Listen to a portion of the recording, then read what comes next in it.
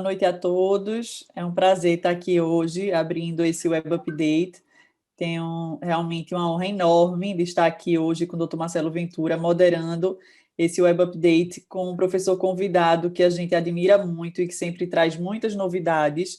E com certeza esse tema, quando ele escolheu, eu adorei particularmente. E começar o ano com catarata.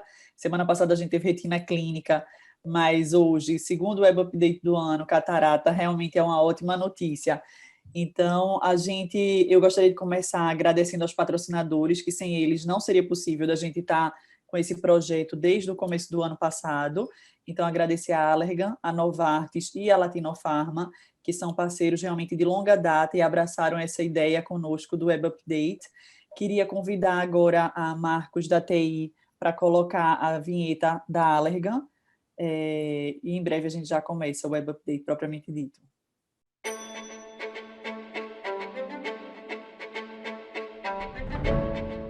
A AbbVie causa um impacto notável na vida de milhões de pessoas.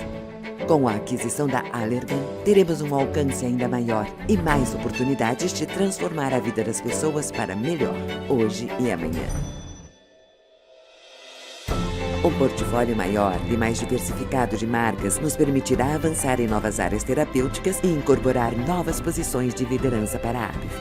O aumento imediato de escala e de recursos fortalecerá nosso pipeline de medicamentos inovadores e fornecerá investimentos contínuos para as descobertas de amanhã. Nossa equipe diversa e dedicada trabalhará unida para solucionar os desafios mais sérios de saúde e continuar a fornecer os medicamentos de que as pessoas mais precisam. Ao olhar para o futuro, vemos que estamos bem posicionados para o crescimento sustentável e comprometidos em ajudar as pessoas a viverem melhor aqui e agora. Somos a AbbVie. Inventar o futuro hoje para melhorar a vida amanhã.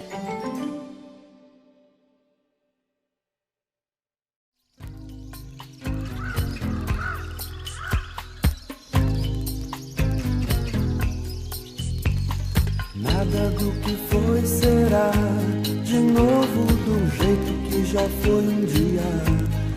Tudo passa, tudo sempre passará. Na vida vem em ondas como um mar, num indo e vindo infinito. Tudo que se vê não é igual ao que a gente viu há um segundo. Tudo muda o tempo todo.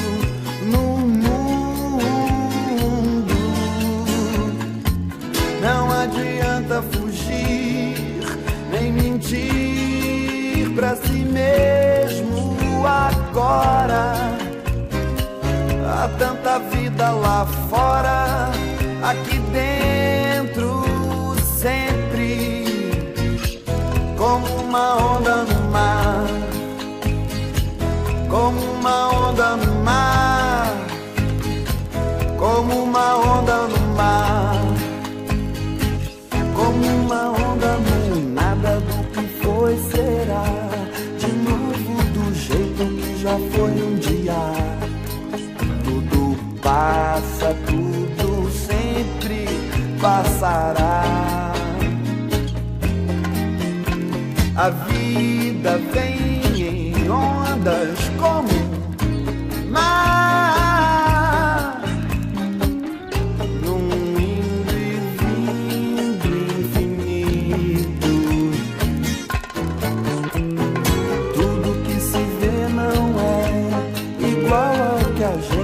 Há um segundo, tudo muda o tempo todo no mundo. Não adianta fugir, nem mentir pra si mesmo agora. Há tanta vida lá fora, aqui dentro sempre. Como uma onda no mar, como uma onda no mar, como uma onda no mar, como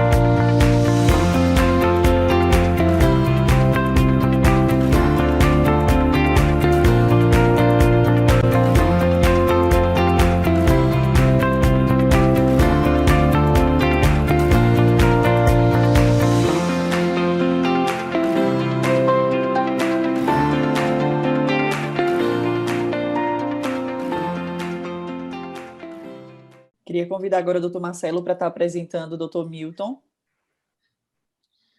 Boa noite a todos. Hoje aqui nós estamos numa noite muito especial, uma noite que a gente comemora aí a vida, comemora a oftalmologia e comemora aí os amigos que a gente estima e que conhece há tanto tempo. Eu, particularmente, aprendo todas as vezes que eu escuto o Dr. Milton York, aprendo sempre coisas importantes. E, no final, eu vou enumerar algumas que são maravilhosas para o dia a dia de nós que fazemos as cirurgias de catarata e, obviamente, temos as nossas dificuldades e nossas inquietudes. Então, eu queria apresentar a todos como uma pessoa que sempre contribuiu de forma muito positiva. Quem conhece Milton sabe o conhecimento que ele tem e a maneira com que ele tem toda especial de querer ajudar e fazer com que as pessoas aprendam.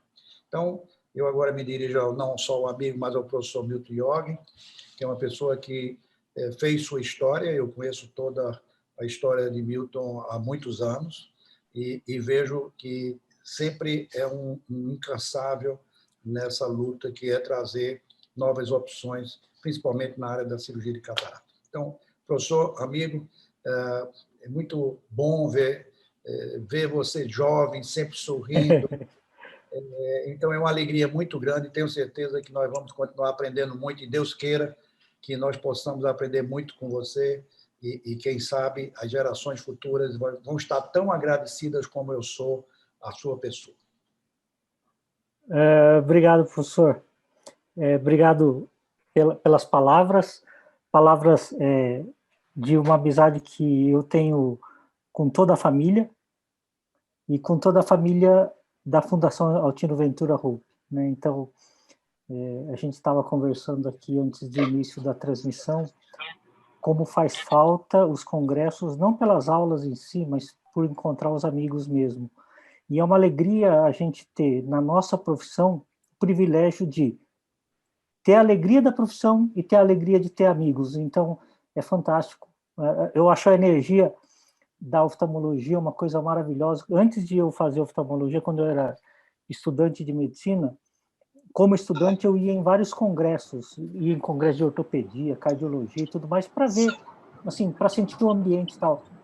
E um congresso de oftalmologia, que eu lembro que eu fui num congresso de gaiato, né, porque eu era estudante, aí eu fui num congresso de oftalmologia em Curitiba, e eu fiquei maravilhado com o clima, né, com o ambiente. Então, aqui eu estou ressaltando não a questão do conhecimento técnico, que a oftalmologia é tão bonita, mas os amigos que a gente consegue fazer e tem na oftalmologia, isso é fantástico, é muito legal. Olha só que interessante. Antes de fazer medicina, eu conversava no cursinho com algumas pessoas que já faziam medicina, para ter alguma opinião, né? Falava assim, encontrava alguém que estava estudando medicina, e o cara falava assim, olha, pensa bem, Milton, pensa bem se você quer fazer medicina mesmo, né? Pensa 2 vezes, calma. Aí eu pensava assim, meu Deus, o cara quer tirar eu de concorrente, esse cara está me dando mau conselho, esse cara tem medo de mim. Aí eu fui fazer medicina, aí eu falei, meu Deus do céu, os caras estavam me avisando e eu entrei mal. As pessoas que vinham perguntar para mim se era bom fazer medicina, eu falava, toma cuidado, pensa bem, né? Reflete bem. Aí eu aprendi essa lição e aprendi que as pessoas dão conselhos honestos. E quando foi para eu escolher a residência, eu também fui conversar com pessoas também, porque eu estava bem aberto e conversei com médico, cardiologista, conversava com ortopedista, gineco, porque eu ainda estava bastante aberto. Todos eles, a cada especialista, eu ia no ortopedista, pensa bem, hein, Milton? Eu ia no gineco, pensa bem, hein? Não estou brincando. Os únicos que falavam, olha só, quando eu fui falar com os oftalmos, eles falavam assim, parabéns, você vai gostar. É incrível isso. E eu também, quando alguém encontra estudante hoje, e ele fala, estou pensando em fazer oftalmo, eu falo, vai gostar. Então é bacana isso, né? Porque, primeiro, eu era um idiota e muito novo, né? De não saber ouvir os conselhos, mas esse ambiente da oftalmologia é realmente maravilhoso, não só pela ciência, mas pelos amigos que a gente tem. Bom, eu vou começar aqui minha apresentação e vou partilhar aqui para a gente ter tempo de bater um papo depois, tá? O tema de hoje, do qual eu fui convidado, é um tema que eu gosto demais, né? É um tema sobre lentes, e eu vou tentar ser um pouco dinâmico aqui, então, para deixar as perguntas para o final e uma conversa para o final. Mas olha só, lentes multifocais e tóricas, as chamadas lentes premium, de modo geral, elas têm uma fatia muito pequena de uso entre os cirurgiões de catarata. Olha só, se a gente pegar as tóricas, as multifocais, no caso, bifocais, trifocais, as EDOF, acomodativa que não conta, só tem uma ou outra marca, mas, de qualquer modo, as lentes premium que a gente fala, a gente gira em torno de alguma coisa. Lentes presbiópicas vai para alguma coisa como 13%. A tórica monofocal pura, 10%. Então, a gente não tem 20% de consumo dessas lentes. Essa regra segue mais ou menos o mesmo índice para... Aqui é consumo de lentes mundial, né? Mas o número de cirurgiões que adotam essas lentes mais avançadas na prática, a indústria também leva mais ou menos esse número, de 10% a 12% de cirurgiões que usam essa lente. Por um lado, as empresas ficam meio tristes, porque olham esse gráfico aqui e falam assim, puxa, muita gente não usa. Por outro lado, como eu me envolvo muito com a parte de educação e capacitação, eu olho para esse gráfico e falo, bom, a gente vai precisar dar muita aula ainda, a gente vai ter que caminhar muito, porque uma coisa é muito bacana em relação a essas lentes mais avançadas. Uma vez me perguntaram assim, essa lente funciona? Essa lente premium funciona? Eu falei assim, a lente não funciona, quem faz funcionar sou eu. Né?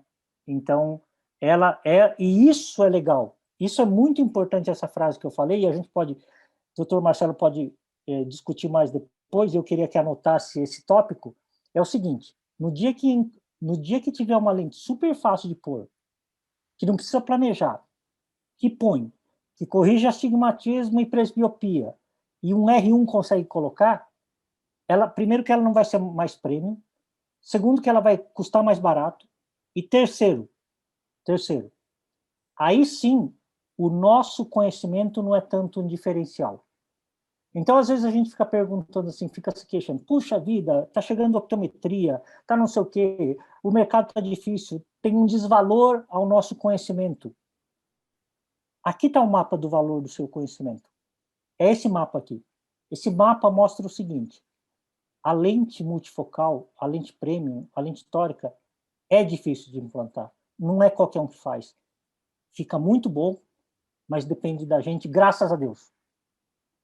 E essa que é a elegância. Então, se você investir nesse conhecimento, se você se capacitar nisso, você imediatamente vai, para começar, como cirurgião, você vai estar nos 10% que fazem essa prática.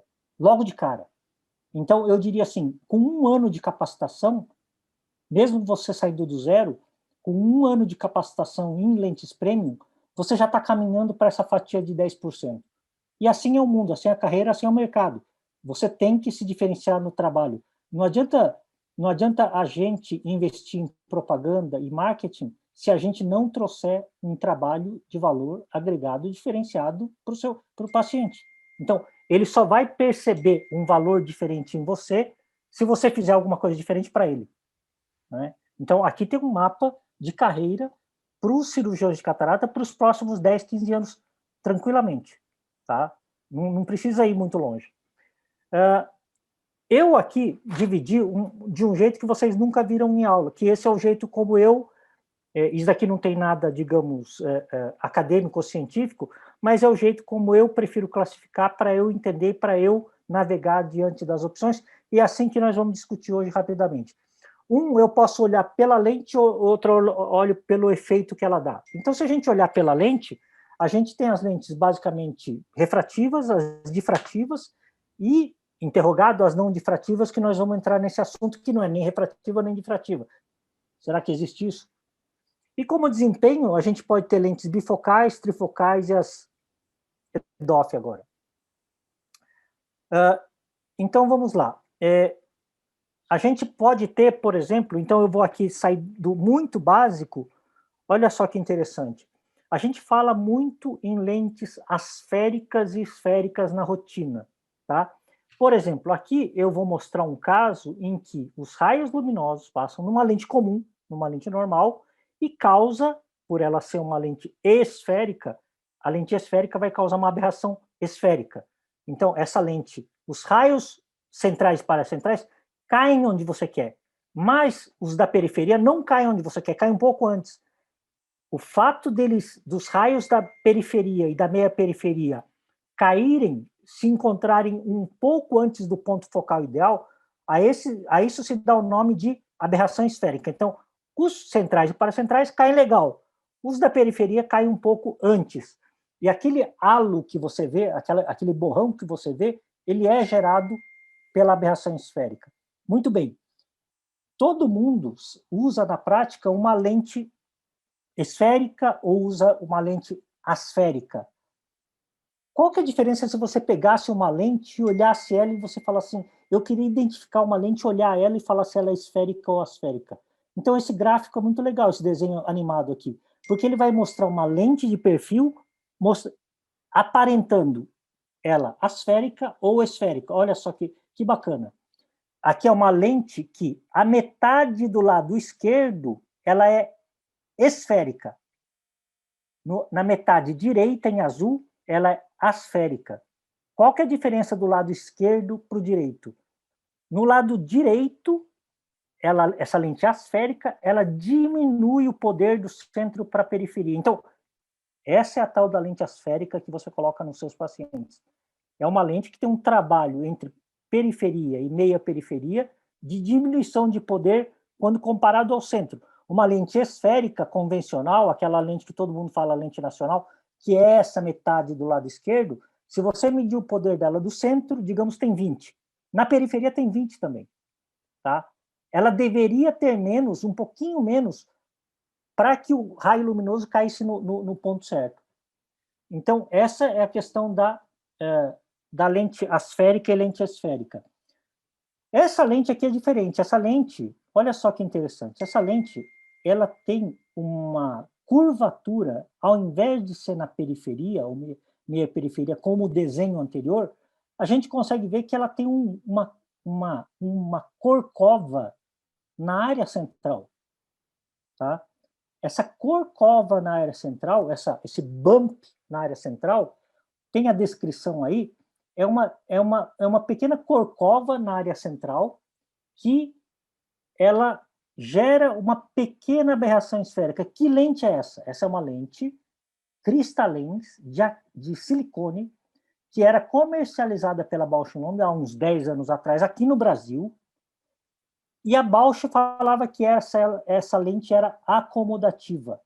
Tá? Por isso que esse desenho meio esquisito dela, ela é uma lente com plate esquisito, com umas ápticas esquisitas, e a Rex, não é que a Rex está errada, não. A Rex tinha que ser maior do que o corpo óptico, para, teoricamente, permitir a acomodação, o movimento acomodativo, mas não. Na verdade, a ação dela mesmo, de visão para intermediário que ela tinha, era graças a essa corcova central de poder diferenciado, que gerava, sim, uma aberração esférica e conseguia dar uma visão para perto, ou intermediário, pelo menos.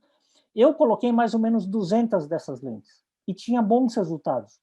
Parei de usar porque a Cristalens mudou do modelo HD, que era esse modelo aqui, com essa corcova central, ou seja, uma área de aberração esférica central. Eles mudaram aqui no Brasil e nos Estados Unidos para um modelo chamado Cristalens AO, em que eles tiraram esse bump, essa aberração esférica central, e aí, imediatamente, eu perdi o efeito de intermediário dos pacientes, que nunca veio da acomodação, mas sim da aberração esférica. O que eu quero dizer com isso daqui? Que a gente já teve lente aqui, então, esse, mais ou menos, é o conceito de novas lentes EDOF que estão no mercado agora. Então, a gente já teve uma lente nesse padrão há 10 anos atrás no Brasil. Então, quando você tem um sistema que não tem aberração esférica, todos os raios luminosos de um sistema óptico caem num ponto ideal e é ali que a imagem fica boa. Fora daquele ponto ideal, não fica boa. Você pode deixar propositalmente um pouco de aberração esférica. Para quê? Para que, na verdade, ao invés de ter um único ponto focal super nítido, você tenha vários pontos focais, como está no desenho inferior, que tenham não tanta nitidez, mas ganham uma profundidade de foco. Então, esse é o raciocínio de quando você gera um sistema com aberração esférica. A aberração esférica, então, tem um lado bom, tá? Tem um lado bom. Isso já foi comprovado pelo trabalho da Caroline Maia, uma brasileira que está radicada nos Estados Unidos, e nesse trabalho ela mostra um gráfico em que existe uma faixa boa, esse V que sobe é a faixa boa num sistema de... o que ela fez aqui foi o seguinte, foi plotar quando que a aberração esférica ganha em profundidade de foco, e a partir de quando ela começa a cair aquele V, ela para de subir aquele V e começa a degradar a imagem. Então, degradar como se fosse assim, toxicamente. Então, você vê que enquanto esse V, que parte da aberração esférica zero, e ela vai subindo, você está ganhando profundidade de foco, mas não está degradando a imagem. O que esse gráfico fala, no fim das contas? Você, com até 0,6 de aberração esférica, seja negativo, seja positivo, você pode ter um benefício de aberração esférica. Desculpa, um benefício de profundidade de foco. Então, sim, a aberração esférica, apesar de ser aberração, tem algumas vantagens e você pode ter isso numa lente intraocular. Por exemplo, essa é uma lente que vende no Brasil. Esse é um perfil de poder de uma lente que vende no Brasil. Então, quando a gente olhou aquele desenho de uma lente, digamos que eu meça bem no meio o poder dióptrico, e meço aqui, meço aqui, meço aqui, meço aqui. Ok, quando você tem uma lente esférica, se eu meço 20, 20, 20, 20, dá sempre 20. No caso de uma lente asférica, como a gente já falou, ele começa a 20 e vai diminuindo devagarzinho para 19,75, 19,5, 19,25 e vai descendo. Existem lentes, como a gente vê nesse perfil amarelo, que ele começa, uma lente de 20, não começa com 20. Olha só esse gráfico. Ele pega e mede no centro vários tipos de lente de 20 dioptrias. Uma lente esférica, uma lente asférica, e essa lente em amarelo, uma lente de 20 dioptrias. Não tem 20, tem um pouquinho mais do que 20. Mas depois, quando ele mede, logo depois do centro, esse poder dá uma caída. Você pode ver em amarelo, ele tem uma variação de poder, que é mais ou menos aquele desenho daquela Crystalens. Ele corresponde a essa pequena mudança, modulação de poder dentro da zona de 1,5 milímetro central. A gente já vê naquela ordenada horizontal que é a distância do centro para a periferia. Que lente é essa? Essa é uma lente da Roya, monofocal, que vende no Brasil. A lente asférica monofocal da Roya tem uma modulação de poder na área centralzinha. Então, se a gente entendeu as explicações dos slides anteriores, a gente já deduz aqui que essa lente, apesar de monofocal, é diferente, por exemplo, de uma outra monofocal do mercado. Por exemplo, essa lente em verde aqui, por exemplo. Essa lente em verde é uma lente monofocal normal do mercado. Começa em 20 lá o poder, em verde, e vai descendo, indo para a periferia. Ele não faz essa modulação maluca da linha amarela que a Roya faz. Então, quando você recebe o representante da Roya, você fala assim, essa sua lente, se eu colocar numa máquina que lê o poder dela e procurar a aberração esférica, que é esse mapa que vocês estão vendo, então eu vou ter um registro de aberração esférica na área central, que é exatamente esse desenho anterior aqui. E isso daqui que nós estamos vendo em amarelo, que é uma mudança de poder entre o centro, bem na área central, e na 1,5 milímetro em relação ao centro, é esse mapa de poder aqui. Que lente é essa? É uma lente da Roya, que ela não decresce continuamente de poder, ela faz essa variação, e essa lente é uma lente minha. Tá? Eu mandei para uma máquina de laboratório para documentar essa mudança de poder. Ou seja, tem médicos no Brasil que colocam a lente monofocal da Roya e falam assim, nossa, eu estou tendo um pouco de visão intermediária com essa lente. Por que será? Porque será que ela tem um pouco de aberração esférica. A Roya não comercializa ela como uma lente EDOF. A Roya não pode falar que ela é uma lente para intermediário por compliance, por regra, mas que no design dela ela tem alguma aberração esférica central, ela tem, e você pode conseguir alguma visão intermediária com essa lente. Outra lente que também tem alguma aberração esférica na área central, que foi lançada agora no ano passado. A gente já está vindo lá de trás, hein? Olha só. Meu Deus do céu, lançaram uma lente nova esse ano passado agora, a iHance da Tecnis. Sim, mas como vocês viram lá, a gente já tinha a lente da Cristalens há 10 anos atrás, a gente tinha a Roya, que acho que já está uns 3 anos no mercado ou mais, e a gente tem agora a iHance, e a iHance, ela também é vendida pela Johnson como uma lente, vocês estão vendo aí, uma lente monofocal.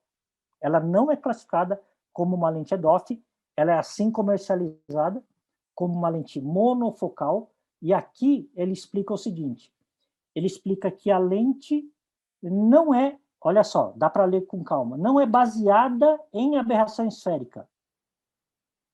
Ok? E eu estava falando até agora de aberração esférica, e eles falam, mas é baseada num perfil de poder contínuo criado por uma esfera de alta ordem. Ninguém entendeu isso. É uma esfera de alta ordem, ok? Deixa eu falar uma coisa. Essa lente é uma lente de aberração esférica. Ponto final. Tá? Apesar da Johnson falar que essa lente não é baseada em aberração esférica, o próprio gráfico de perfil de poder da lente, esse é um gráfico da Johnson, mostra uma área de aberração esférica central. Então, existe uma discrepância entre o que a empresa fala, que é uma lente baseada em uma esfera de alta ordem, e pode ser mesmo, porque a gente está falando da lente, mas agora, aberração esférica, eu não estou falando da lente, estou falando do efeito. E como efeito, ela tem uma aberração esférica central, zonal, como vocês podem ver do lado esquerdo aí. Do lado esquerdo é uma iHance, do lado direito é uma lente Tecnis esférica normal, e aí isso é um mapa de poder. Vocês já viram vários mapas de poder até agora, esse é um deles, em que você tem uma diferença de poder na área centralzinha e ela é destacada nesse desenho superior à esquerda. Tá? Essa lente, apesar de ser classificada como monofocal, ela, por causa dessa aberração esférica central, tem uma curva de defocus melhor do que uma lente monofocal tradicional. E vários colegas estão implantando essa lente com bons resultados para intermediário, e quando faz uma mini monovisão, consegue fazer um bom balanço para a visão até de perto também. Em relação a lentes difrativas, a gente estava falando das lentes refrativas, em relação às lentes difrativas, como funciona uma lente difrativa? Todo mundo aqui já teve alguma experiência de Panoptics, de Restore, de Tecnis multifocal e tudo mais. E a grande pergunta que eu vou deixar aqui para pensar é o seguinte, mas já vou dar a resposta também. Toda lente difrativa tem alguma coisa de refrativa? Resposta, sim. Toda lente multifocal difrativa tem uma base refrativa. Tá? Então, eu vou mostrar um exemplo. Quando você pede para a sua empresa lá, eu quero uma lente multifocal de 20 dioptrias, o que você vai receber é uma lente com uma base refrativa de 20 dioptrias, que é esse desenho aqui, tá vendo? Ó? Aqui é uma lente tipo monofocal de 20 dioptrias refrativa, isso você já conhece. Nesse caso, toda a energia luminosa em azul aí, todo mundo cai para formar o ponto focal de longe. Uma grande energia luminosa formando um ponto focal. Joia. Ah, mas era uma lente difrativa multifocal que eu tinha pedido, encomendado. Uma lente multifocal difrativa que você encomenda, ela tem uma superfície difrativa junto com a base refrativa.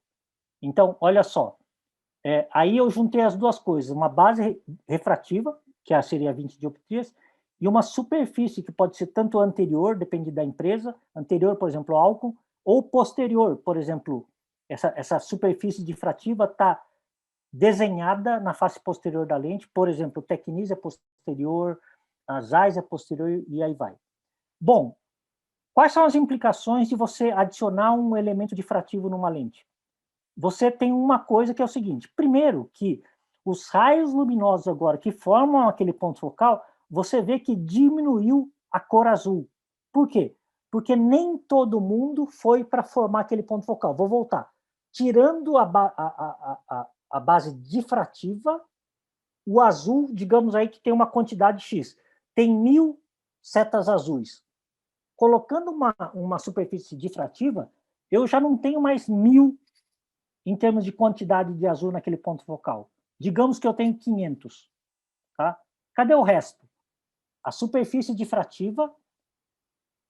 Então, aqui, vamos dizer assim, primeiro que todo raio luminoso que passa numa superfície difrativa, a primeira coisa que uma parte faz é não ter desvio difrativo. Ele tem um desvio original refrativo que a gente já sabia. Só que esse desvio não é de toda a energia luminosa, é de uma parte dela. Então, a essa ordem que não houve desvio difrativo se chama ordem zero. Esse desvio que acontece é só por causa das 20 dioptrias refrativas, ele forma a imagem de longe e usa uma parte da luz incidente. Aqui no exemplo está com 45% de luz incidente. Existe uma ordem 1 de desvio, que é o próximo slide, causado também pela superfície difrativa. Essa sim desvia para um outro ponto focal, pegando uma parte do que não foi desviada para longe, 45% mais ou menos, gerando um ponto focal que você pode equalizar para 3, 3,5 ou whatever, tá? Conforme você desenhar a superfície difrativa. Então, você tem, por exemplo, uma lente bifocal, 45% para longe, 45% para perto. Cadê o resto dos 10%, 15% ou 20% que não formou nem longe nem perto? Forma ordens maiores de desvio. Por exemplo, a ordem 2. A ordem 2 é o dobro da primeira ordem que você criou. Digamos que você criou 3,5 dioptrias para a primeira ordem, a segunda ordem vai dar o dobro, vai dar 7 dioptrias. Então, então eu coloquei uma lente bifocal no olho do paciente. Você tem um foco de longe, você tem um foco de perto, de 3,5 dioptria, e você tem um foco de pertinho, de 7 dioptrias. Só que nunca vi isso. Nunca viu isso porque a quantidade de energia luminosa que é desviada para esse foco é a sobra da sobra. Por exemplo, vamos chutar, 5%. 5% da luz que passou forma um ponto focal de 7 dioptrias. É muito perto e é muito pouco. Então, a pessoa não percebe. É muito tênue. Mas existe. Por exemplo, uma superfície difrativa tem outras ordens de desvio do tipo ordem 3, ordem 4, ordem 5 e por aí vai, com menos energia luminosa. Então, esse é o desenho de uma lente bifocal, em que eu tinha a primeira ordem, que é para perto, e a ordem 2, que não serve para nada.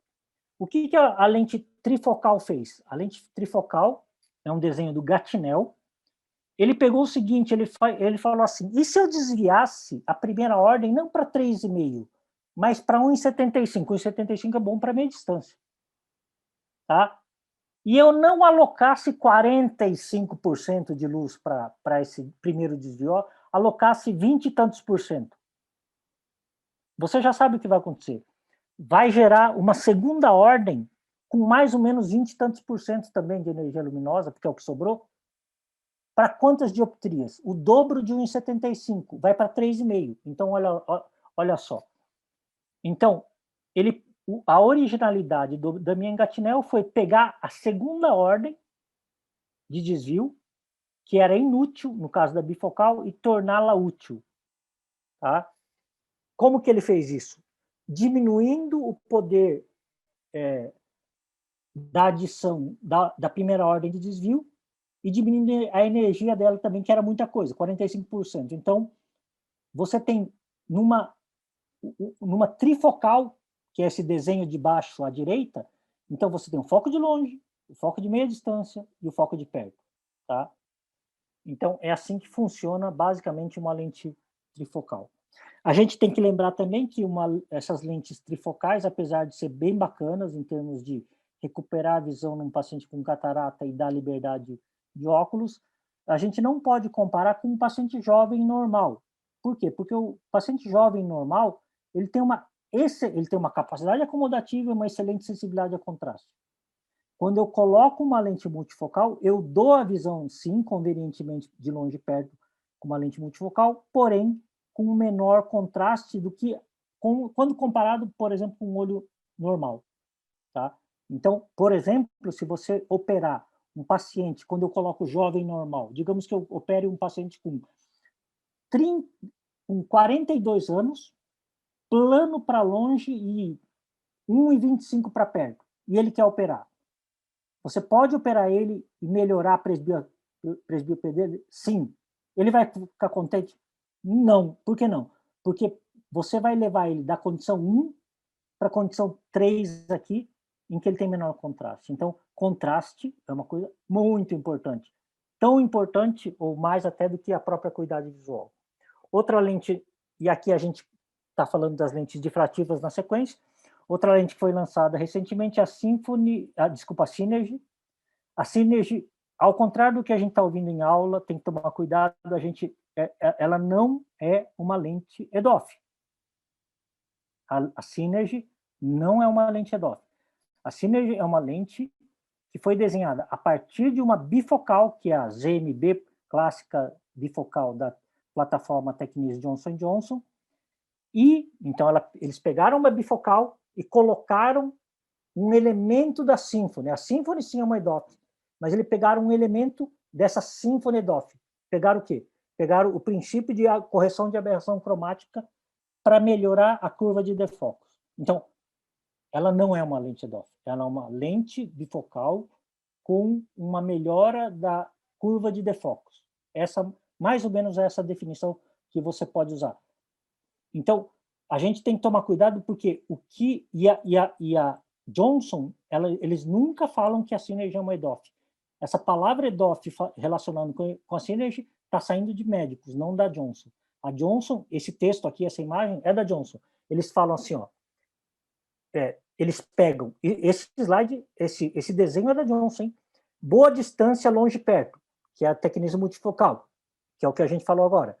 Symfony, continuous range, ou um range contínuo, sim, da Symfony, graças à aberração cromática corrigida e os degraus difrativos, sim. Então, é isso que a Synergy tem. Então, a Synergy, aqui tem um desenho de curva de defocus em vermelho da Synergy. Quando você compara com uma bifocalidade, com as duas corcovas de uma lente bifocal clássica deles mesmo, da Tecnis bifocal, então você tem dois picos em azul e um vale. Esse vale é melhorado em vermelho, ele sobe na área intermediária, graças à correção de aberração cromática que tem na plataforma Synergy. Então, de novo, em vermelho aqui é a mesma lente, a Synergy. Então, de novo, é uma lente bifocal, com curva de defocus melhorada para intermediário, graças à correção de aberração cromática. Não é uma lente trifocal e não é uma lente EDOF. Tá? Não difrativas. Então, eu não acreditava em lente não difrativa, porque, assim, desculpa, a Alcon lançou uma lente agora no ano passado chamada Vivid, que eles falam assim, é uma lente EDOF, ela sim é EDOF, não difrativa, não refrativa. Não difrativa, não refrativa. E para mim, tudo que eu tinha estudado de lentes e efeito óptico era, a lente é difrativa ou refrativa. E eles explicitamente falam, essa lente é uma lente não difrativa, não refrativa, para a obtenção desse efeito EDOF. Então, essa é a lente, essas são acho que foi o meu primeiro caso que eu implantei, então, aqui na hora da cirurgia eu parei para filmar um pouquinho melhor, tanto intraoperatório quanto pós-operatório, dá para ver esse desenho um pouco diferente da lente mesmo, né?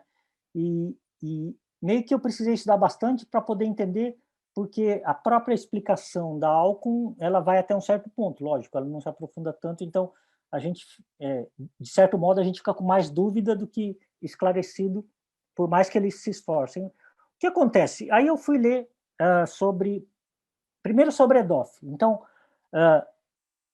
o que é a lente EDOF?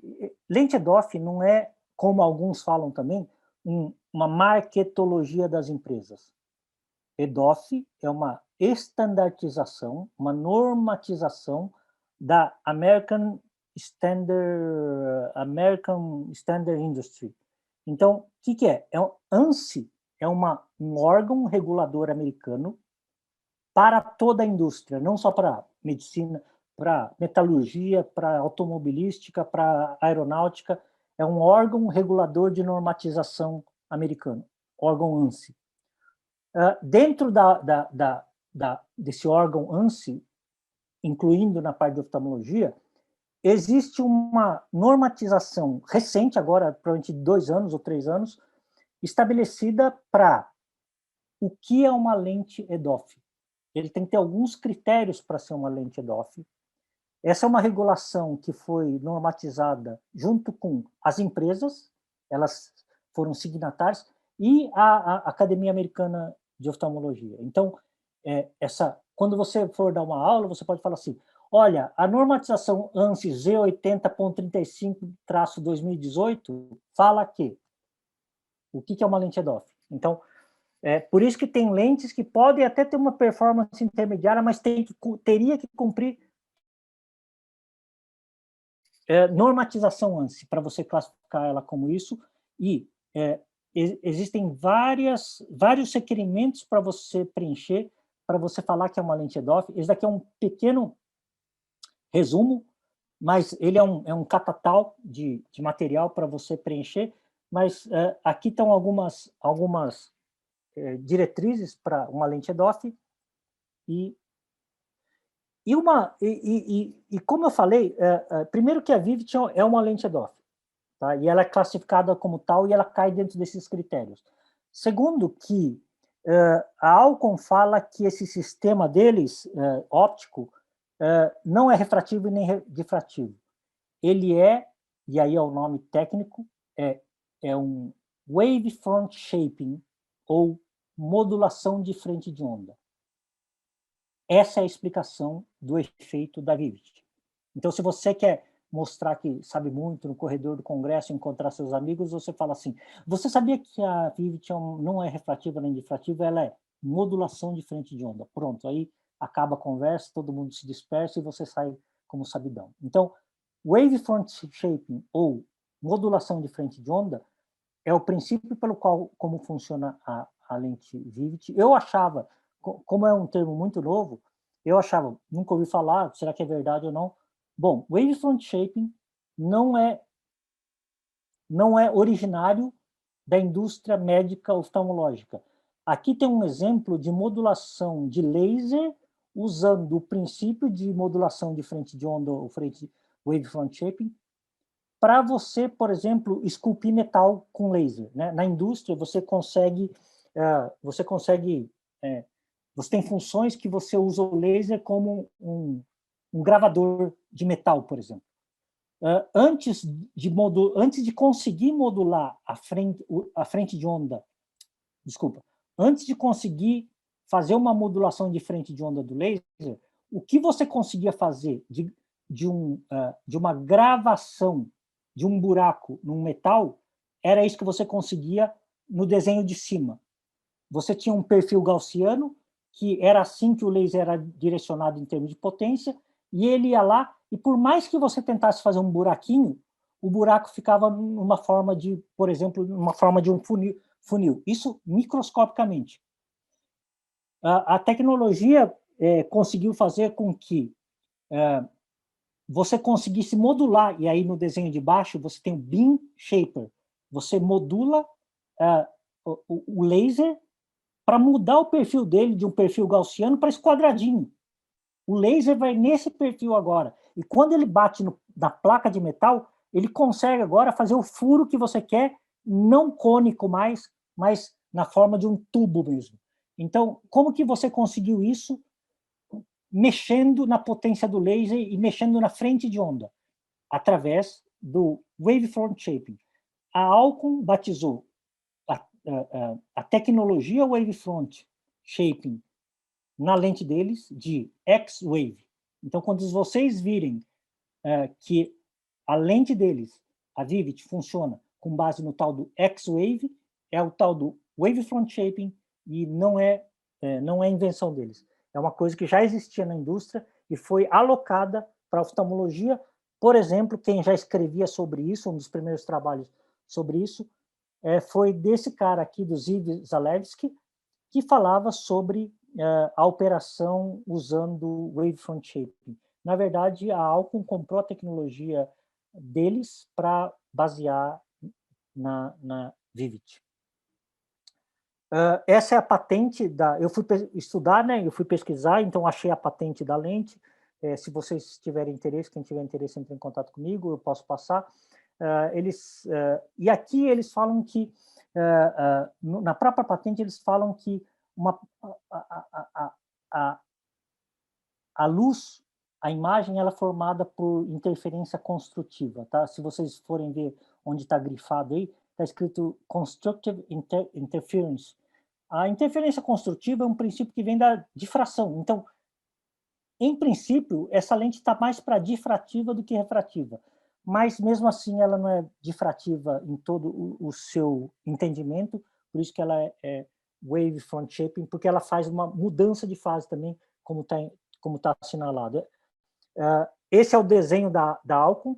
Então, eu não vou me deter aqui. Ela basicamente faz uma modulação de frente de onda e faz um túnel, que é esse Stretched Wavefront que vocês estão lendo aí, em que ela faz esse túnel de visão intermediária e perto. Tá? Então, é mais ou menos isso que é baseado. Se você olhar esse desenho da Alcon, ok? Esse é o desenho da Alcon. E a gente fala, não acredito que a lente faz isso. Esse próximo desenho aqui não é da Alcon. Esse próximo desenho é de um paper de óptica adaptativa, em que você consegue ver, vocês conseguem ver meu pointer aqui, Dr. Marcelo? Sim. Tá. Então, esse desenho aqui, se vocês forem ver, ele basicamente é o mesmo desenho daqui, ó. Ele tem esse túnel aqui, que é formado pela modulação da frente de onda. Então, você consegue fazer esse túnel aqui, através da modulação da frente de onda, e esse desenho aqui não tem nada a ver, por exemplo, com a Alcon. Esse é um desenho de um livro de um paper de física óptica, usando óptica adaptativa para modular o laser. Então, assim, não é papo furado da Alcon. Então, vocês veem aqui que você pode fazer um beam shaping, né? O que você tem com isso? Você tem uma melhora de curva de defox, aqui comparando uma lente monofocal com em azul é a Vivid, então você melhora a performance para intermediário, e se você fizer uma mini monovisão, você vai ter um pouco de visão para perto também. E aí começa um interessante, e que me atrai muito nessa lente, e também até nas lentes de aberração esférica modulada, é que eles têm um potencial muito baixo de gerar fenômenos disfotópicos, tá? E um potencial muito baixo de gerar diminuição de sensibilidade ao contraste. Então, são lentes que eu estou bastante entusiasmado pelo baixo potencial de disfotopsia, muito baixo, na verdade, e uma boa sensibilidade ao contraste. Então, a outra coisa desse conceito é interessante, que a Alcon fala, e aí quando a gente entende a física óptica, a gente fala, será que é verdade isso? E realmente tem isso mesmo, né? A luz nunca é dividida. Isso é muito forte, porque todas as multifocalidades que a gente estudou até agora se baseiam em divisão de energia luminosa. na modulação de frente de onda, você alonga e você muda a fase da frente de onda. Então, você acaba não dividindo a energia luminosa. Então, isso me atrai muito. Aqui são exemplos de mudança de fase só, né, que é um efeito que eles fazem também, mas não vou me deter aqui. E aqui é um exemplo de como ele faz esse tubo, esse perfil de foco contínuo. Aqui tem uma lente monofocal que forma em cima. A primeira lente, só uma lente monofocal, cuja energia luminosa está mais para distante. Uma lente Symphony, que basicamente forma duas áreas mais fortes, por isso muitos falam que a lente Symphony ela não é EDOF, mas sim uma bifocal de baixa adição, como está desenhado aqui. A Telara, que é uma EDOF, ela é um pouco mais alongada, que também é uma EDOF. E a Vivid, que realmente faz um tubo de múltiplos pontos focais. Em relação a desempenho, você tem, saindo da parte óptica, então aí a gente tem desempenho. Desempenho é bifocal, trifocal, EDOF. Então aí a gente tem vários no mercado, não vou me deter aqui, vocês conhecem os modelos que tem já no Brasil, mas vou falar de algumas novidades que vão vir para 2021. Já estou acabando aqui nos últimos slides. Algumas lentes que vão chegar no mercado ainda esse ano e no máximo ano que vem. A maioria dessa lista já está no mercado já, ou vai entrar nesse semestre. A Physiol vai voltar esse semestre, eu vou falar uma por uma. A Roya vai lançar para o ano que vem no Brasil duas lentes. A Leedsay é uma empresa brasileira que está importando uma série de lentes interessantes. A Medicontour está entrando com lentes bastante bacanas. A Zeiss não tem muita novidade, só está entrando com a Telara tórica. A EDOF deles não tinha tórica, então essa Telara é uma EDOF, agora tem um modelo tórico. E a Rainer, através da Adapt, vai entrar com uma EDOF que eu vou falar aqui, que é a EMV. Então, vou começar pela Roya, que ainda vai demorar um pouco. A Roya tem a Geometric, que é uma lente EDOF que vai chegar no ano que vem. A plataforma da Roya é uma plataforma muito boa, uma lente hidrofóbica, tipo, excelente. Eles vão chegar com a Geometric ano que vem e eles vão chegar com a Impress, que é trifocal, no ano que vem também. O legal é que a Fine Vision vai voltar. Ela esteve aqui no Brasil há um tempo atrás, ficou um tempo, mas vai voltar agora oficialmente, não por um distribuidor, mas a Physiol vai instalar uma base aqui no Brasil. Provavelmente ainda esse trimestre vai começar a comercializar. E duas lentes interessantes que eles já vão trazer já nessa volta deles aqui é a Fine Vision, que já todo mundo conhece, que é uma trifocal, que já teve aqui no Brasil, porém o modelo deles com upgrade agora para correção de aberração cromática. O modelo trifocal, Fine Vision, com correção de aberração cromática, chama Triumph. É essa lente que eles vão trazer. E aí, como a gente já aprendeu nos slides anteriores, que quando você melhora a aberração cromática, você pode melhorar a curva de defocus, essa lente trifocal deles parece que dá não mais 3 corcovas, como uma trifocal, mas talvez um pouco mais contínuo. Eu tenho uma curva de defocus dele, e ele dá um pouco mais contínuo, ou seja, é um princípio muito interessante. Eu acho que todas as trifocais vão acabar indo para esse caminho de trifocalidade com correção de aberração cromática. Eles vão trazer outra lente também, que é a Isopure. A Isopure é uma lente como se fosse uma EDOF também, tipo uma iHense, ou seja, ela tem uma correção de aberração cromática, ela tem uma modulação de aberração esférica na área central para dar um pouco de visão intermediária, uma lente muito boa também. Então, equivalente, então, eu diria, de certo modo, para raciocínio, a uma iHense. Essa lente é uma lente da Leedsay. A Leedsay está trazendo uma lente de 4 apoios, que é muito interessante, porque eu acho que ela tem uma estabilidade melhor no saco capsular. Essa lente de 4 apoios, ela tem versão bifocal, trifocal, tórica, e o interessante dela, além dos 4 apoios, é que a Litze, eles vieram, eles não fabricam no Brasil, essa lente é importada dos Estados Unidos, ela é fabricada pela Atomic Solutions, e eles basicamente reembalam aqui só, e é uma lente bastante interessante, e aí quem tiver interessado, acho que vale a pena, é para um outro segmento de pacientes. Eles identificaram o seguinte: no Brasil a gente fala assim, tem lente básica e tem lente premium, tá? Então, ou você põe uma lente básica neles ou uma lente premium. Eles identificaram que existe um outro perfil de paciente, um perfil de paciente que não consegue pagar essa lente premium, uma trifocal de primeira linha, mas conseguiria pagar mais do que uma lente básica. Eles chamam esse segmento de plus, ou seja, então a linha deles eles chamam de linha plus, ou seja, eles têm trifocal, bifocal tórica plus, com preço melhor do que os outros concorrentes. Então é uma coisa interessante.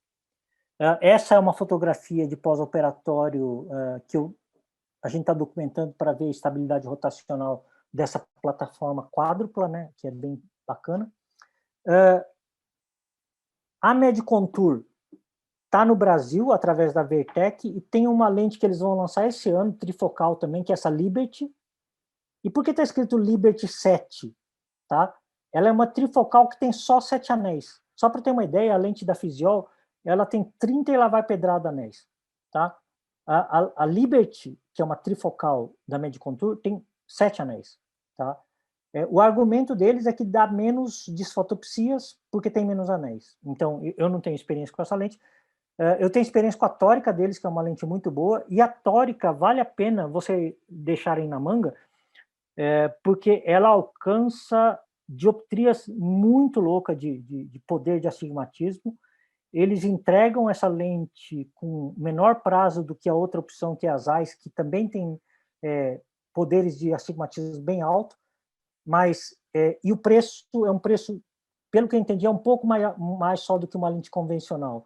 Então, eu estou acompanhando os casos deles, todos os casos deles, da empresa, com astigmatismo exagerado, eu estou acompanhando, e eu estou trazendo colegas também que às vezes me procuram com casos esquisitos de astigmatismo super alto, e estou encaminhando para eles também, e a gente está com uma coletânea de casos, assim, muito bizarros, -5 com -10, dá para entender? Tá? E por aí vai, +10 com -12, estou falando esférico cilindro, e com resultado refracional, assim, absurdo, sobra +0,5 com -0,5, alguma coisa assim. Então, uma lente muito boa para a gente lembrar em casos de poder de astigmatismo muito alto. Tá? Aqui do lado tem uma lente suplementar que eles vão trazer, semelhante a Sulcoflex, tanto para trifocal, tórica e, interessante, hein? Uma lente chamada Iscariote para DMRI. É uma lente para ser usada num olho só, tipo Sulcoflex, como uma telelupa monocular. Tá? Então, esses são os modelos da Medicontour. A Medicontour, o sistema deles, preload, é muito bem construído. Essa é a primeira lente que a gente colocou com eles preload, um preload super fácil de engatar, tá? Uma lente muito boa, assim, vale a pena conhecer também, tá? Você só engata no cartucho para pôr a lente, injeta viscoelástico aí, tampa, faz um clique com esse vermelho aí, e ela está pronta para injetar a lente. É uma lente muito interessante. Outra vantagem da lente tórica deles, além do poder alto, é que a marca dele, é talvez a marca mais nítida e maior que tem no mercado. Mesmo que a pupila fechar um pouco, você consegue ver tranquilamente as marcas, né? Então, é muito boa. Então, eu vou passar para frente aqui, que é só implante da lente agora. A lente da Zeiss, como eu falei, aqui tá que chegou agora, é a Telara EDOF, agora com modelo tórico. A gente já tem uma programação de implantar a primeira do Brasil com os fellows lá do nosso grupo também, já selecionaram um caso. A Rainer vai trazer essa lente aqui para o Brasil esse semestre ainda, segundo o Wagner Magrão. É uma lente desenhada pelo Graham Barrett. Interessante, né? O Graham Barrett gosta muito de monovisão, tá? Ele desenhou essa lente, que basicamente é uma lente EDOF com correção de... com modulação de aberração esférica, tá? Então, de novo, parecido um pouco com a Isopure, ou parecido um pouquinho com a Eyhance, tá? Então, acho que deu para fazer um overview de lentes novas, né? Eu estou finalizando aqui o meu último slide, eu só vou fazer uma pequena propaganda aqui, professor. Eu e o Renato Ambrosio, a gente vai lançar um masterclass do Dr. Renato Ambrosio, de imagem multimodal coniana e cirurgia refrativa. Esse projeto aqui é um curso completo online que a gente vai lançar nas próximas semanas, tá bom? Então, isso aqui é uma pré-propaganda que eu vou deixar aqui. Esse aqui eu vou finalizar, esse é o último slide, tá bom? Eu vou parar de compartilhar aqui e tá ótimo.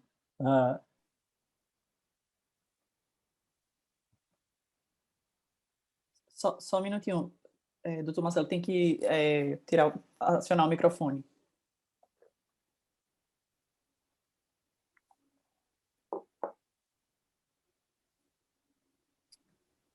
Como sempre, esse cliente é uma pessoa que a gente sabe que antes de falar ele pesquisa bastante, tem consistência no que fala, tem consistência no que pesquisa, então eu sempre aprendo muito com o professor York. Mas eu queria fazer alguns comentários rápidos, porque eu sou uma geração que começou todo esse caminho da multifocalidade.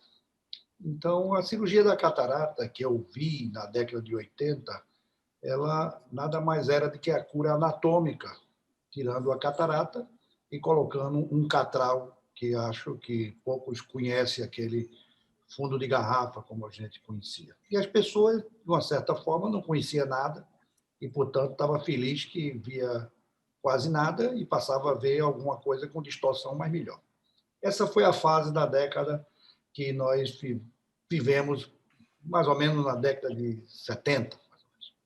E aí depois veio a ideia, como sempre, um homem com suas inquietudes, desde a época do Ridley, que tem um conceito, Milton, que é muito interessante. Nos trabalhos de Ridley, ele dizia que o plástico, que na realidade era o que ele tinha nos olhos dos pilotos, que a gente conhece bem a história, ele era inerte desde que não tocassem em partes móveis do olho. Então, a parte móvel do olho era íris e corpo ciliar.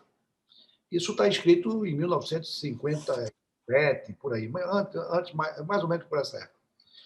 E eu acho que se prestou pouca atenção nessa recomendação, e nós tivemos, na década de 70 para 80, quando eu comecei a me interessar por lente intraocular, nós tínhamos mais de 300 tipos de lentes já desenhadas.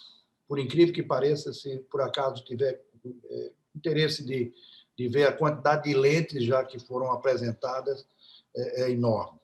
E a primeira conclusão que eu tirei foi de que se tem 300 tipos de lentes é porque nenhuma delas funciona. Simples. Para mim era muito claro isso. E aí veio a lente de Sinskey, que foi talvez a primeira que começou a dar certo, impulsionar essa situação. E aí veio o problema também da posição da lente. A posição da lente tinha que ser no sulco, porque não existia cápsula Rex ainda. A cápsula Rex, eu acho que foi um dos grandes avanços da cirurgia de catarata, porque conseguiu posicionar a lente no lugar certo. Depois a gente teve a fase das lentes asféricas, as lentes asféricas, que eram por si só, no começo nós tínhamos uma lente e não tínhamos uma biometria, era com um retinoscópio, e mais 2 ou menos 3 era excelente.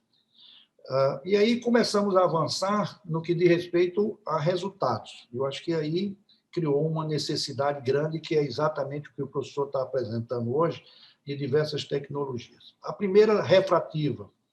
Então, a cirurgia para buscar a multifocalidade, que é o que hoje nós estamos aí tentando vencer essa batalha, vieram as lentes refrativas. Eu sou da época da Rizum, que foi a primeira lente implantada, vamos dizer, multifocal não, refrativa, com possibilidade de ver em distâncias diferentes de uma monofocal. Tinha um problema porque essas lentes refrativas elas não davam uma boa visão. E aí surgiu a tecnologia difrativa. A difrativa resolvia o problema do foco para perto, mas tinha o problema da divisão de luz. Então, passou a ter também algumas dificuldades importantes no que diz respeito a resultados. Depois apareceu o mix and match, que foi a tentativa de colocar uma lente refrativa num olho e a difrativa no outro olho. Então, tudo isso nós vivemos, e o que a gente viu é que teve um resultado melhor do que uma refrativa ou difrativa, pelo menos na minha experiência.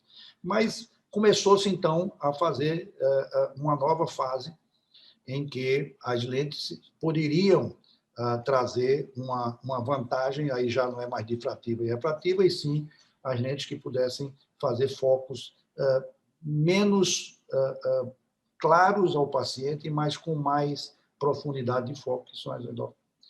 Tivemos aí o Milton mostrou uma geração de lentes acomodativas. Eu conheci, inclusive, a pessoa que apresentou isso no mundo inteiro.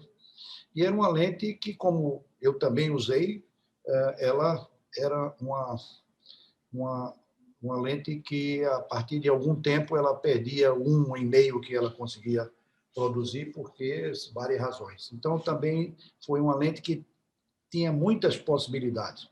E agora...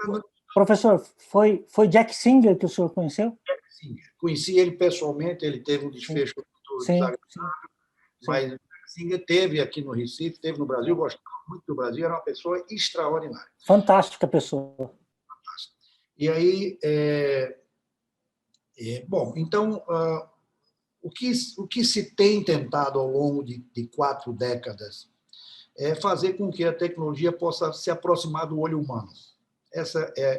E, lamentavelmente, nós estamos muito distantes de qualquer sistema que se assemelhe a um olho jovem. E por várias razões. Uma delas é a questão da pupila, que eu tenho certeza de que é um conceito que precisa ser levado. A córnea tem suas aberrações. A aberração esférica foi já descrita, depois a cromática, que também veio agregar. Aí veio a lente tórica. Eu acho que a lente tórica foi um dos grandes avanços que nós tivemos em tecnologia, principalmente a lente tórica com monovisão, que ajuda bastante essa situação. Nós tivemos também uma fase na multifocalidade em que nós éramos bastante entusiasta pela parte física. A ótica é uma coisa maravilhosa. Tudo faz sentido na ótica. Tudo é possível se fazer todas as modificações necessárias para um bom resultado. Porém, a prática é um pouquinho diferente. Por exemplo, minha experiência é que um paciente com pupila, eu diria de média pequena, uma lente asférica e esférica não tem nenhuma diferença para o paciente. Por quê? Porque nós estamos limitando a parte central. Toda aquela parte de modulação periférica, ela deixa de ter função numa pupila menor. Então, eu acho que o professor Milton ele consegue instigar, ele consegue principalmente estimular o raciocínio das pessoas, e o que a gente vê é uma série de desafios e não de conceitos, mas não uma ideia. Então, o que me agrada muito nas aulas do professor Milton é que ele discute conceitos, e não conceitos de ideia, e não um resultado de uma tecnologia. Então, eu queria agradecer, mas eu sempre aprendi muito com o professor, e vou passar a vocês o que me valeu um congresso. eu tinha estimulado, e acho que isso deveria existir, nós fizemos uma sessão muito interessante, pelo menos no meu ponto de vista, de quando as coisas não acontecem da maneira que a gente espera, desde uma intercorrência intraoperatória ou um pós-operatório, como se falar ao paciente. Mas, professor, eu não tenho problema não, viu? Quem tem são os outros. Eu não tenho, não. Não tem complicação não, né? Então, essa foi uma sessão que eu acho que foi maravilhosa. Como você avisa um paciente que foi para uma lente multifocal que teve uma ruptura e não pôde colocar uma lente. Como é que você vai falar isso? Então, eu acho que era uma coisa muito positiva se pudéssemos estimular esse tipo de reunião, obviamente, dentro das limitações que é pertinente aos casos. Porém, eu aprendi uma coisa que vou dizer que Milton já está rindo porque ele se lembra disso. Então, eu digo, bom, como é que você vai colocar uma lente tórica, se for uma lente de baixa dioptria tórica, 5, 10 graus, 15 graus, pode até ser tolerante, se o paciente estiver bem, você nem fala. Mas se for uma lente com astigmatismo maior, se você tiver um giro da lente que pode causar, inclusive, um problema, eu já tive, inclusive, de girar a lente 90 graus da posição, né? Então, ficou induzindo a astigmatismo de corrigir. E eu perguntei essa pergunta, eu acho que estou insistindo nisso, porque eu aprendi muito com esse caso da solução do Milton, que ele dizia, olha, dona fulano, o senhor fulano, olha, sua lente, a lente que eu coloquei, é uma lente de tecnologia tão avançada que eu vou fazer um pequeno ajuste e a senhora vai estar vendo bem. E aí vai para a cirurgia, roda a lente para a posição e a lente foi ajustada, não deixa de ser verdadeira essa situação, e a abordagem eu aprendi muito e, graças a Deus, usei pouco, Milton, porque muitas vezes você reposicionar a lente é frequente, mas uso isso e eu acho que se vocês gravarem isso, de que como abordar uma reintervenção com lente tórica por uma necessidade de reposicionamento, se lembre, o professor Milton disse que a lente tem tanta tecnologia que eu vou fazer ajustes e é rápido, a senhora vai estar bem no outro dia. Principalmente aqueles casos que tem um correspondente esférico zero. Essa é uma posição. Então, eu queria terminar meus comentários, desculpe se eu me prolonguei, mas eu sou daqueles sobreviventes, né, de que a gente começou na fase que eu descrevi e hoje a gente entra nas cirurgias e no outro dia tem 20 de visão com muita frequência. Então, eu acho que realmente eu sou a testemunha do esforço da oftalmologia, da indústria e desses pioneiros que sofreram, porque essas pessoas que entram agora, Milton, têm não só agregada a tecnologia, mas como as facilidades para ter bons resultados. Passo a Bruno, então, se o professor quer fazer alguns comentários, mas essa da tecnologia que é ajustada, essa foi para mim. Ganhei o congresso. Não sei se você se lembra, porque você dá tantas dicas, mas... É que eu tive essa paciente, eu falei para ela, né? Eu falei, olha, e a frase que eu usei, o contexto, né? Eu falei, eu estou muito contente com a lente que a senhora escolheu. Por quê, doutor? Porque essa lente que a senhora escolheu foi a lente ajustável. Então, ela dá para melhorar mais ainda. Tipo, e é uma verdade, né? Então... É uma verdade. Parabéns. Professor, vamos para algumas perguntas que chegaram aqui no chat. Verdadeiro tudo que o doutor Marcelo falou, principalmente que é muito bom a gente ouvir de você essa parte mais técnica de cada lente e da tecnologia de cada lente. Então, não é uma empresa que você levanta uma bandeira, você realmente foi permeando cada uma das tecnologias por trás da lente e, no final, de forma muito prática, botou o que vem aí no pipeline, de forma muito interessante para a gente. Então, isso foi realmente fantástico. As perguntas são de ordem mais prática, então elas envolvem o nome de algumas lentes, mas sem nenhum interesse comercial, certo? Então, a primeira pergunta que chegou aqui para mim foi: qual é a experiência sua com iHands? Para quem indica? E se faz algum cálculo, por exemplo, monovisão, mini monovisão, ou se bota as duas para emetropia? Tá, assim, eu vou falar um pouco genericamente dessas lentes, incluindo a Enhance, mas o que a gente tem de lentes que não são nem bifocais nem trifocais, então a gente cai ou EDOF ou uma performance EDOF, então que seria a Ehance. Então, eu particularmente usei muito pouco as EDOF difrativas, né, que era, no caso, a Symphony e a Telara. Por que eu usava pouco? E no começo eu cheguei a usar, mas basicamente, por ser EDOF, ela não dava uma visão para perto, como eu já sabia, dava uma visão intermediária, mas eu esperava uma performance melhor em dois aspectos. Um, na sensibilidade a contraste, e o segundo era na tolerância a irregularidades corneanas. Então, eu colocava em córneas que não eram muito boas, porque realmente esse era um dos princípios da EDOF, e é um dos conceitos da EDOF também, naqueles tópicos de EDOF, ela é mais tolerante. Não foi o que eu vi, né? Então, basicamente, ela tem que ser uma córnea boa para ter um bom desempenho. A outra coisa também, que por ser uma natureza difrativa, essas EDOFs que até então tinham, elas tinham um potencial de fenômeno disfotópico, sim, apesar de muitos colegas falarem, não tem, em direção a achar que não tinha fenômeno disfotópico, tinha porque também pela natureza da lente, porque é uma lente difrativa, queira ou não queira, é uma lente difrativa. Então, nesse aspecto, as primeiras EDOFs eu não usei muito, eu não era muito entusiasmado. Usei, mas logo abandonei. Agora, com essas lentes novas, então, a questão é, em quais casos que a gente pode usar? Tanto a Ehance como a Vivity, no caso, e as outras EDOF que vão chegar, primeiro que eu vou usar em casos que eu não vou indicar uma lente trifocal, em princípio já. Ou seja, se a retina não está boa, se a mácula não está boa, se o nervo óptico não está tão bom, se a superfície não é muito boa, então, doutor, eu queria um óculos uma lente para não usar mais óculos. Uma trifocal eu não vou usar. Um paciente com retinopatia diabética sob controle, porém com uma retina mais ou menos. Então, são esses casos que eu já não vou colocar uma trifocal. Então, o que eu posso colocar? Eu posso colocar uma EDOF dessas mais recentes. No caso, tanto a Vivity quanto a Ehance.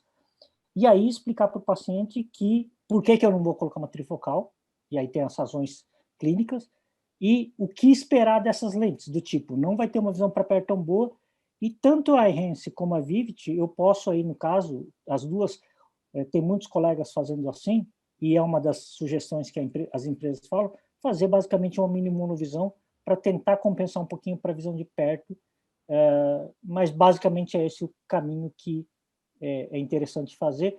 E sendo que a Ehance e a Vivity, que são as que a gente tem no momento, primeiro que a sensibilidade a contraste delas é muito boa quando comparado a uma lente monofocal. Então você não está perdendo nada ou quase nada em relação a colocar uma lente dessas.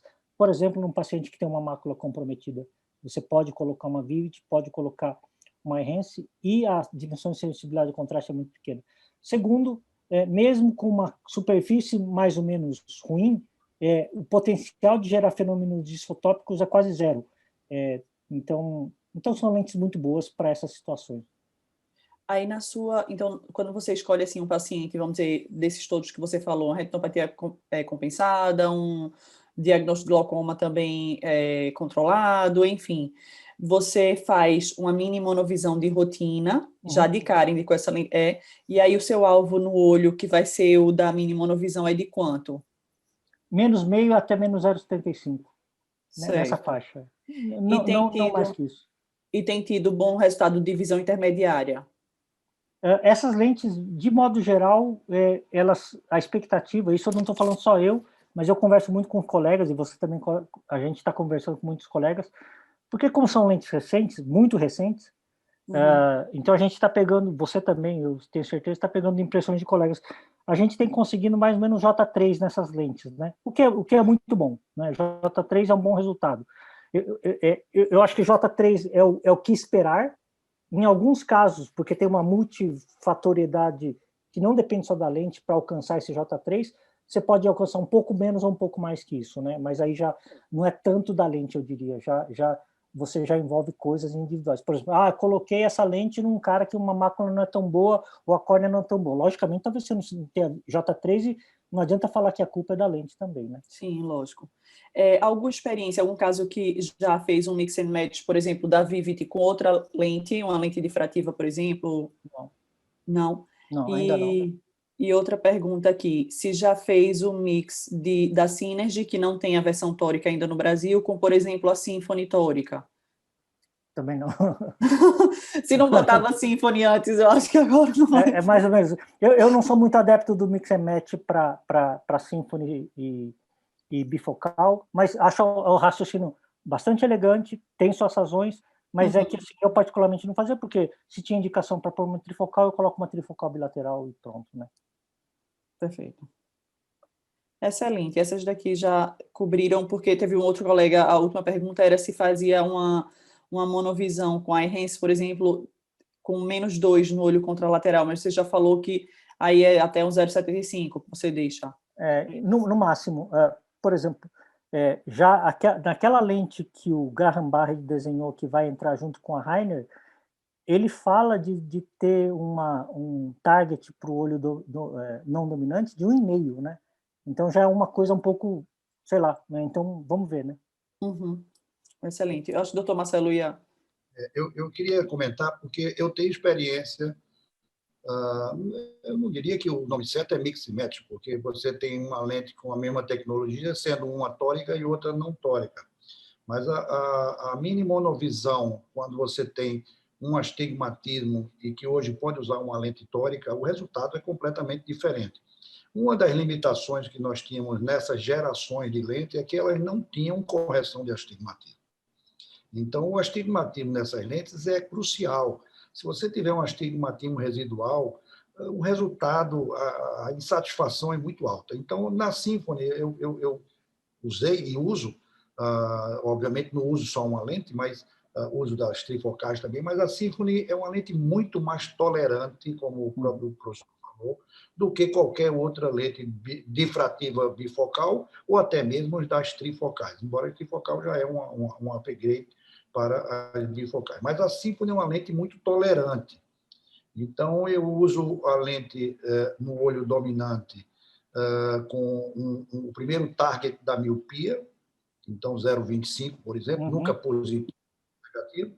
E o segundo olho, dependendo do resultado visual que nós vemos de longe e de perto sempre, então eu posso fazer um target de meio ou até, quem sabe, 0,75. Okay. Então, tenho tido resultados favoráveis, principalmente quando o olho tem um olho com astigmatismo corrigível, com lente tórica, você pode corrigir com incisão, com laser, tem tantas coisas, mas quando é um olho esférico dominante e tem astigmatismo no outro olho, eu costumo ter muito bons resultados com a lente com tecnologia agregada de astigmatismo, a lente tórica. Então, tenho experiência, sim, e acho que é uma evolução. As trifocais tóricas, por exemplo, eu uso muito lente de Rainer, mas a Rainer não tinha, dentro das lentes que se propunha, com toricidade. Agora tem, sim, toricidade, e eu tenho tido resultados melhores, não só com ela, como todas as outras que têm toricidade. É um upgrade grande.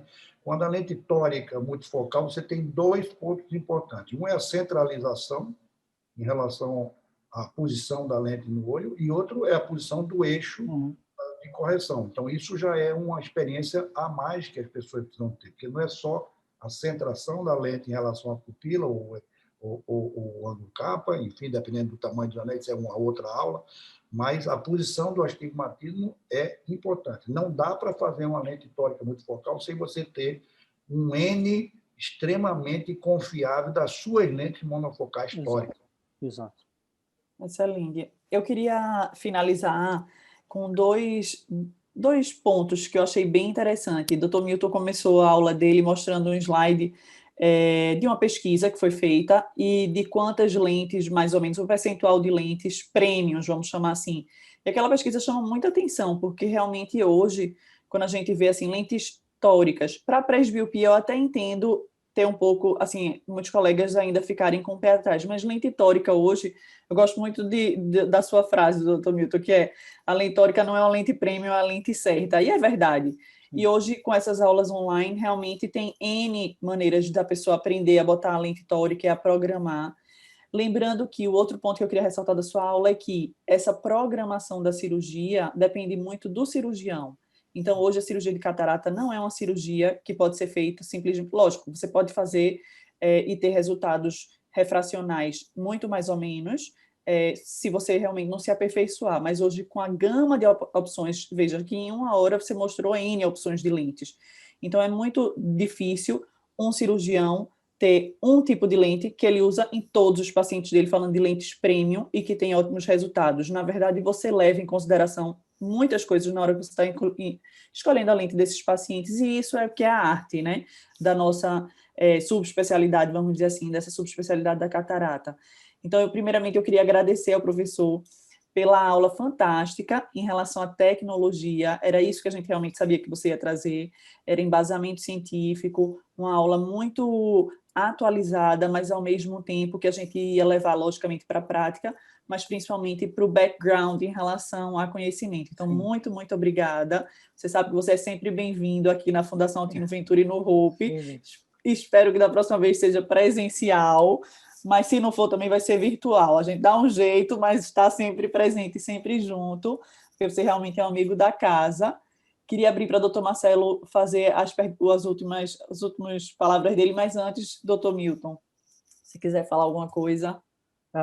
Eu quero agradecer muito, muito, muito, porque para mim é uma honra muito grande ter uma relação com vocês, e a gente já teve uma relação de trabalhar juntos num projeto muito legal, à distância. Então, esse relacionamento que eu tenho com vocês, para mim, me enche de orgulho, porque vocês são uma família, em primeiro lugar, e uma instituição que eu admiro muito. Então, é uma grande honra para mim essa relação, e muita saudade de realmente viajar aí e comer, como chama? Cartola. Cartola. Eu ia falar, eu estava com chapéu na cabeça, mas não é chapéu. Cartola, saudade de comer cartola. A sua está guardada, fique tranquilo. Quando vier, vai ter aqui. Pronto. É só terminar dizendo o seguinte: pelo que eu já aprendi com o professor Milton, toda vez que eu tenho uma dificuldade e se pode conversar, ele está muito aberto para isso, é uma pessoa muito acessível, mas por alguma razão eu não consigo falar, porque no momento não dá para ligar para ele ou saber qual é a opinião dele. Aí eu imagino na minha cabeça como é que o professor Milton ia sair dessa situação. E, em geral, eu tenho grandes ideias.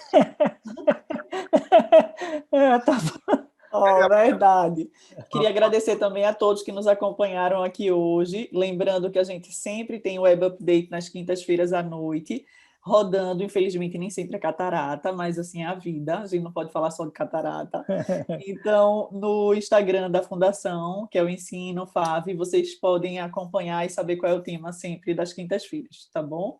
E eu queria agradecer novamente aos nossos patrocinadores. Sem eles, a gente não consegue ter a qualidade que nós estamos apresentando através dessa ajuda importante. Então, eu queria que você, mais uma vez, recomendasse as empresas que têm nos ajudado.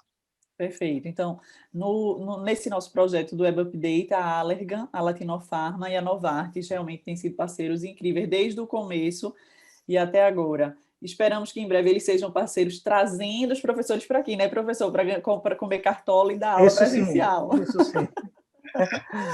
Boa noite, pessoal. Até a próxima. Obrigado, pessoal. E vamos na aula da Brascars agora. Exato. Até vamos lá. Assistir lá. Tchau.